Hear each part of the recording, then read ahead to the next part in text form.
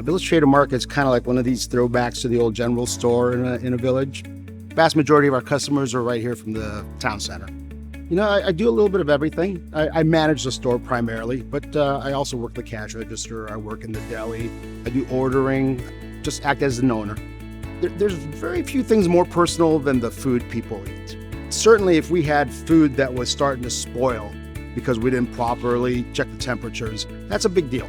I have had one instance where it went out of range by about 4 degrees, and I thought it would be best if I come back here and check in the middle of the night.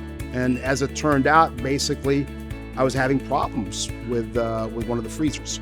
So we were able to get it fixed, move the stuff out, put it in a different freezer, and save the products. But it gives you all the information you really need at your fingertips.